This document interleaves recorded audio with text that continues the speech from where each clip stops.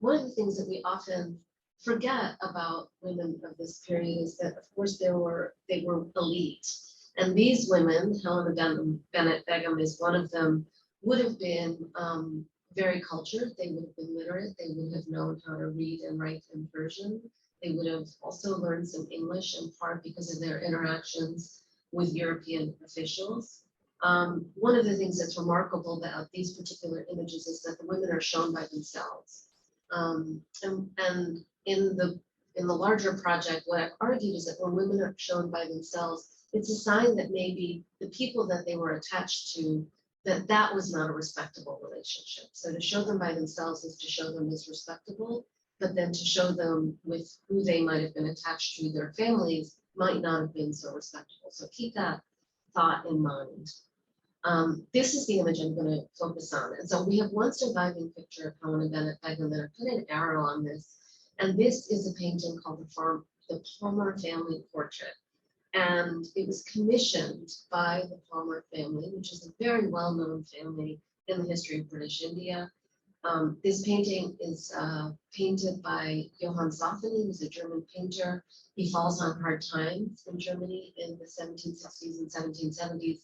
He then goes to England, where he's contracted by the royal family to paint quite a number of paintings. You can look them up. They're beautiful, luxurious, wealthy. And then he falls out of favor, and no one really knows quite why, but he travels to India and he paints.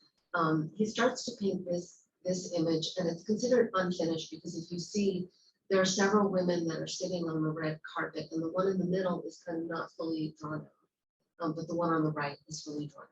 The one on the right, we know now is Helene Bennett-Begum. The one on the left of the painting, the woman who's holding the baby, is her sister, and the sister is known as Faiz Baksh. And the man, of course, really right in the center of the painting, who's seated on a chair. So if you were concerned about whether hierarchy was going to be reproduced, it is in this image. He's, of course, sitting right in the middle of the chair. General William Palmer, who's wearing a red coat. He's a member of the British Army. And in the back, there are domestic servants. So there are two here. If you look very closely at the image, there's sketches of several others. But this was also often a prominent feature of these family portraits, just to show the wealth of the family, right? That you could have servants, you could have domestic servants. Some of these domestic servants we would have understood to be enslaved. And of course, India, or the history of India for a long time, denied that enslavement occurred on the Indian subcontinent. It's often treated as an Atlantic, as a development of the Atlantic world. But we know that some of these women would have been enslaved. So in this image, Helene Begum is with her sister. And in that sense, it makes her a little bit more respectable because she's with her sister. Both of the sisters were members of a Persianate family, a service elite family. Their father would have been a Persian officer who worked with the Nawab of Awadh in Lucknow. And I'm so sorry I didn't put any maps in there. But they would have been attached to the Nawabi in Lucknow, and the Nawab would have been somebody who served the Mughal emperor. And then in the 18th century, as the Mughal empire declined, he would have turned to supporting the East India Company. It's in this context that William Palmer comes to Lucknow. He's probably a political agent for the East India Company, and he meets and marries Faiz Baksh, with whom he lives for about 35 years. They have a number of children, and those children actually become very, very wealthy. As members in the agency house in India. And of course, if you know your global history, you know that the agency houses in India get very, very wealthy when the monopoly to the East India Company charter is ended in 1833, at the same time as the abolition of slavery occurs. And so there is a tie between these two parts of the world, and we can talk about it in the Q&A. I have to say, I thought Devin's presentation was fascinating, lots to think about in this context. It's an important visual document, right? This one, and in comparison with the first one, in the sense that it affirms these family ties, these family attachments. It shows that European women had conjugal relationships with women living in India. And in some ways, maybe the most important thing that it shows here is that that these weren't anomalous, right? And so often the story is, yes, European men have these relationships, but they're very rare. In fact, they're not that rare They are just suppressed in the historical record, right? And they're suppressed in the historical record because even in the late 18th century, the early 19th century, there was some anxiety about maintaining white supremacy and in particular in the shape of racial purity, right? So a family like this is deemed to be threatening, right? Visually threatening. It's a super famous painting now, and the British Library is very proud to display it on the third floor of its collections right outside the Asia, Africa, Pacific collections. I want to turn though to Helene Begum, and Helene Begum is the subject of the paper today, but I want to also talk about the family she has with Benoit du Bois, and I'll show you who he is in a minute. It's the story of a family that's part French, it's part Lucknowi. It explains some of the global dynamics of capitalism that are linked to the question of family wealth. The question of family wealth is, of course, foundational to the novels that we know about this moment, right? They're foundational to the novels of Jane Austen, most notably Mansfield Park, right? Where, if you remember, the Bertram family fortune depends on slavery in Jamaica. It's foundational to a number of these Jane Austen novels. And of course, Thomas Piketty has written about it. And I put the citation on the slideshow. Piketty argues that that landed wealth was sustained over many generations and of course is still felt today. What's interesting about Helene Bennett-Begum's story is that of course she comes from a family of landed wealth in India. And the person that she attaches herself to or is attached to, Benoit du Bois, inherits some of that landed wealth. And then that inheritance becomes a feature of how she relates to Benoit du Bois, but also the children that they have. So I'll talk about that in a minute. The real Bennett family, so not the Bennett family from Pride and Prejudice, but the real Bennett family is a good case study to show how colonial racial and gender dynamics are shaped by these questions of class, wealth, and status. In Helene Bennett's case, what's remarkable about her is that she's elite in India, and then she retains that elite status for her children when she travels to Britain. And I'll talk a little bit about that profile. So Helene Bennett, who I've left up on the screen, is often told, her story is often told as an extension of Benoit du Bois' life narrative. And it's often the case that she's rendered as an afterthought. So there really is not very much documentation about her. One of the main reasons there's not much documentation about her is that she changed her name, and her name changes multiple times in the course of her life. And it's not quite clear if she's changing her name or whether it is being changed for her. It's very clear that she modifies her cultural practices as she moves from the Nawabi court in Lucknow, where she lived with her older sister, to a household in London, and eventually to the suburbs of Surrey, England, where she died. One of the earliest, let me just show you an image of Benoit du Bois. So this is from the Wikipedia page, and I'll just say that he is endlessly cataloged in comparison. He has a long Wikipedia page, you can go to it, but he's obviously, and this is a very important form for portraits of the 18th century. You can see the sword in the left hand, kind of in this backdrop. So in Helene Bennett-Begum's case, she's actually very poorly documented. And one of the earliest mentions is this slip of paper. And I'll say a little bit about it. It's noted in a 1930 issue of the historical journal Bengal Past and Present.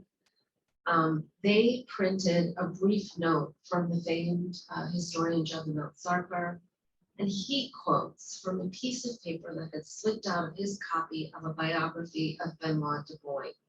So Benoit du Bois actually has about 6 biographies written of him, for a reason I'll tell you in a minute.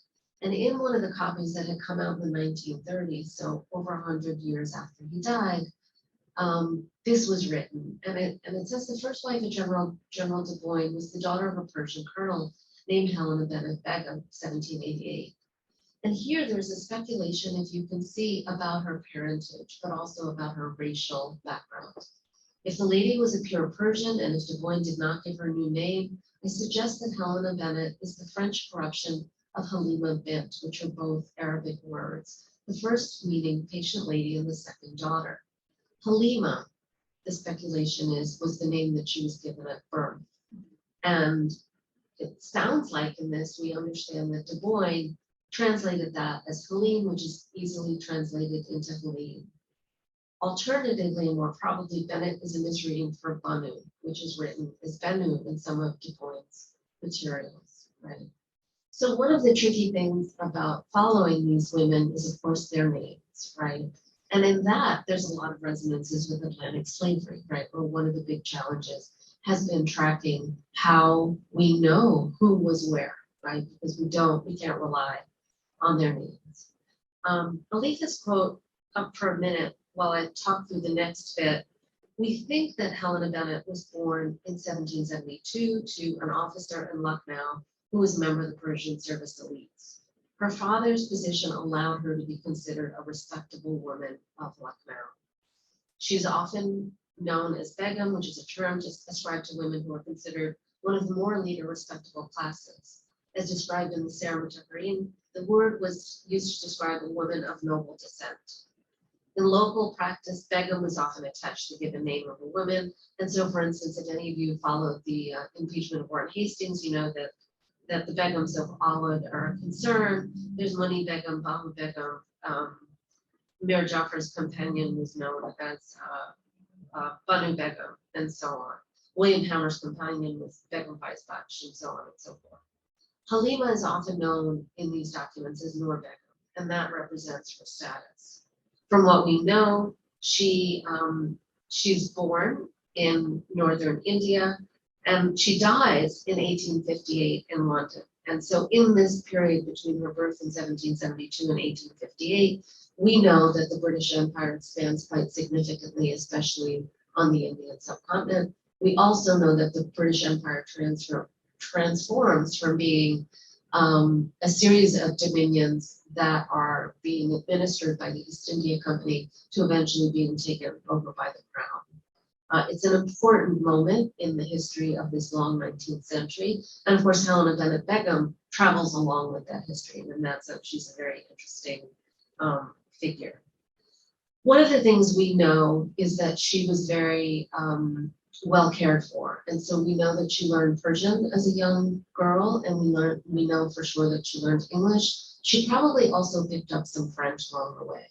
She knew how to read and she knew how to write. So we do have some letters from her, which I'll share in a minute. She likely met her husband in Lucknow, and this is maybe one of the more famous images of the luxury that was represented by the city of Lucknow. It's called Mughal and His Companions. It's painted by Johann Zafani, who also painted the Palmer family portrait. You can see these are four men who are somewhat at leisure. Zafani was incredibly vain, and you can see he's painted himself into this image. He's on the left. Claude Martin, who's a very well-known Frenchman who is very important to the city of Lucknow, is seated in the kind of gray coat in the middle.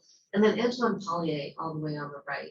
And you can see that they're consulting with their munshis. There's a munshi on the right holding a map. There's a lot of these kinds of images that are commissioned to show the work that the company was doing in Eastern India. From private letters, we know that Du Bois became very close with all four of these men. He charged Claude Martin to take care of Helena Begum when he had to leave to fight in the wars that he was involved in.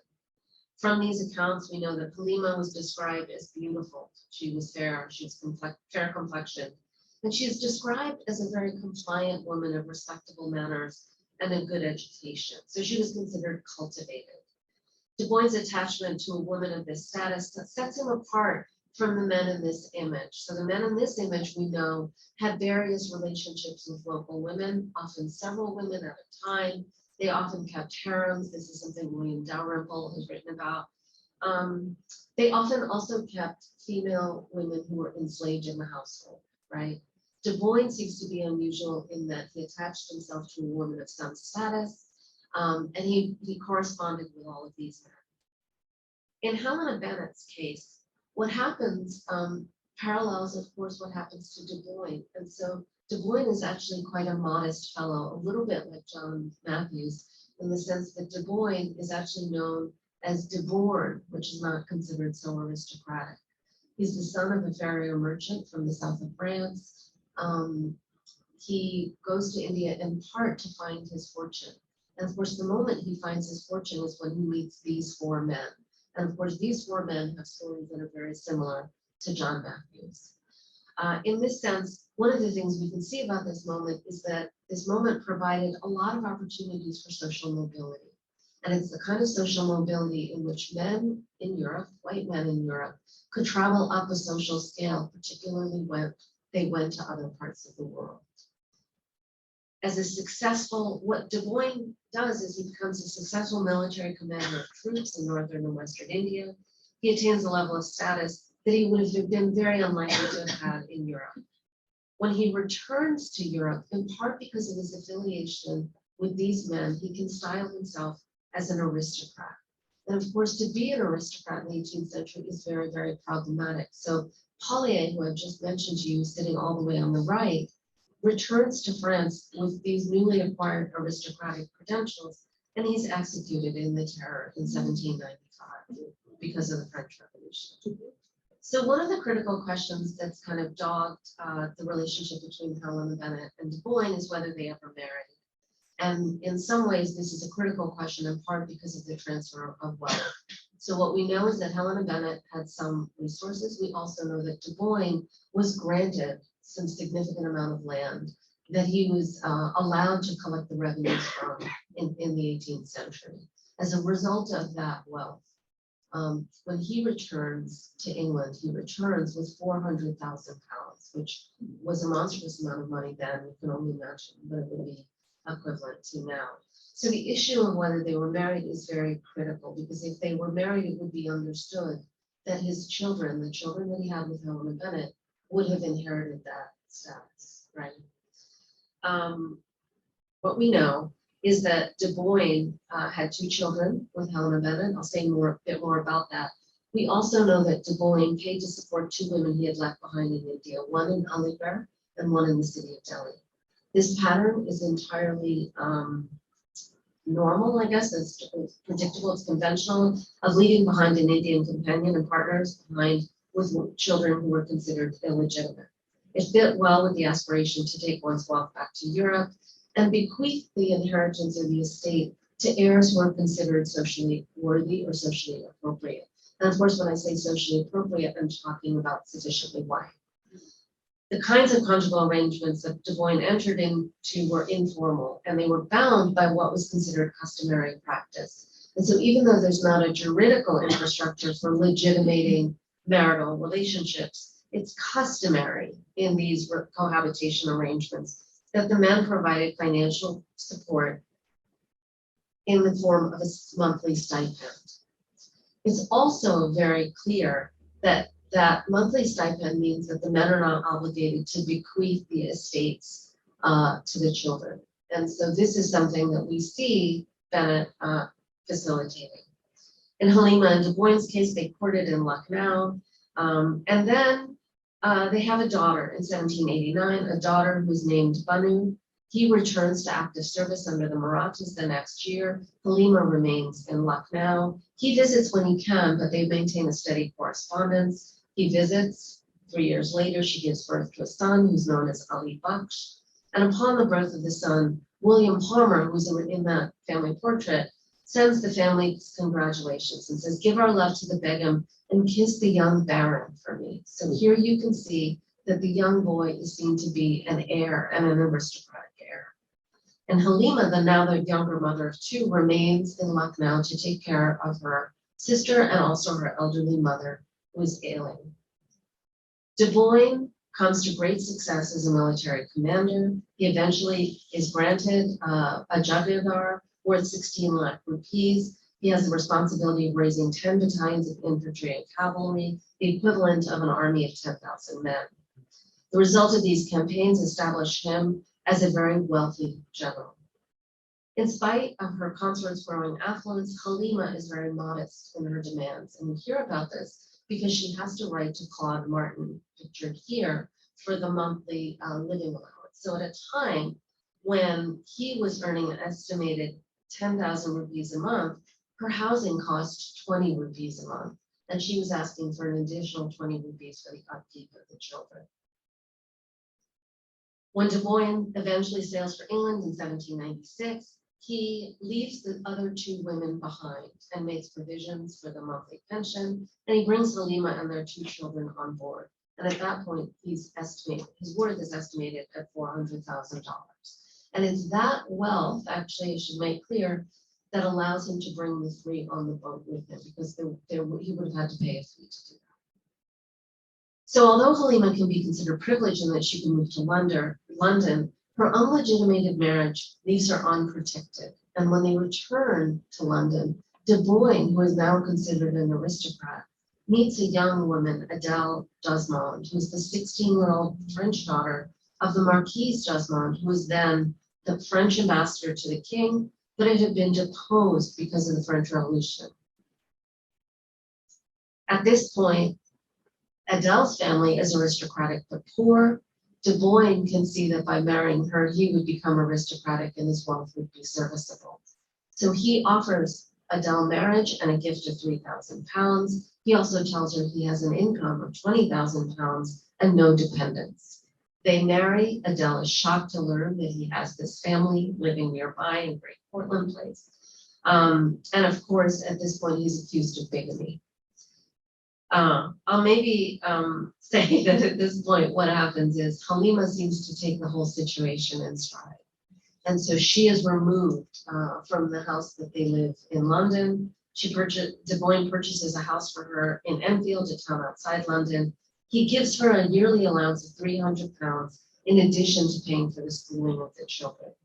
With the help of the friends that she had made while she'd been living in Lucknow, she settles into life in England, and she corresponds regularly with De Boyne as he reports where he's coming and going. And this is one of the letters that he writes. So keep in mind, he's abandoned her, right? But he's paying for her upkeep. He writes, "My dear Begum," and he says they couldn't be better cared for. And he's happy to leave them in her care. By the year 1802, De Boyne finds his way back to Chambéry, his hometown in the Savoy region of France, and he bought a chateau. And he writes to say, I'm in good health.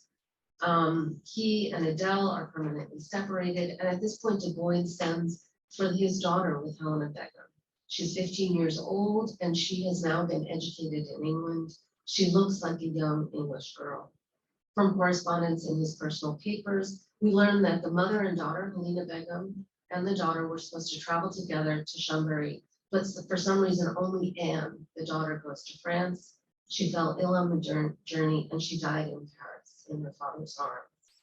Subsequently, Helena writes, and she's mournful, right? She writes after the death of her daughter, urging De Boyne to take care of their remaining child, who's now, remember, he was Ellie Buck, she's now Charles Alexander, and he's been recently baptized. And so she writes a very poignant message, which I'll let you read. And this message ends with, I sincerely wish you will send me all my child's things, right? So this is 1804, and she lives for another 50 years in England.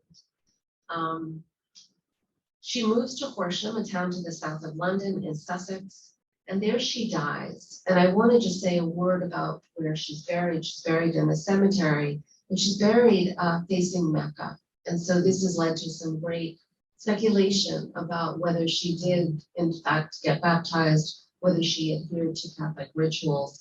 But I want to return in the end just to think about one last thing, which is that after the two children end up in after the daughter dies and the son ends up in the south of France, she keeps up a steady correspondence with De Boyne and the son, but she herself remains in London and dies alone. She lives until 1858, where her Islamic origin is largely recovered. I do want to just share with you in closing the image that I started with, right? And just highlight for you in some ways, she's a very unusual figure, but she's unusual because she's so poorly documented. But what the people that are very well documented, and I'll maybe leave you with this thought, is of course De Boyne is enormously well documented. And what he does with his wealth is he transforms it into this monument. And so he becomes a patron in Chambéry, France, and he returns to the place that he grew up. And of course, Chambéry, France is nominally not really touched by the French Revolution. And so he is given an aristocratic title. He's known as the Count of Chambéry. And his son, who he legally adopts as a young man, because remember they weren't married, right? So he adopts the son is baptized. Charles Alexander becomes the second Count of Chambéry.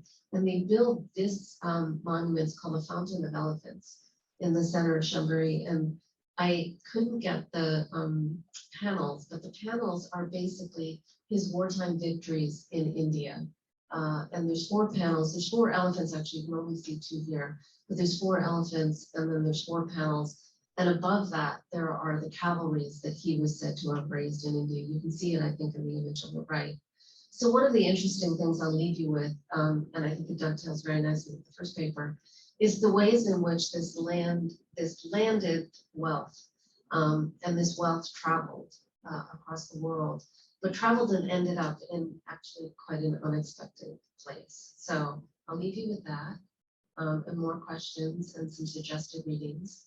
And then we'll talk a bit more, I think, in Q&A. Thank you so much.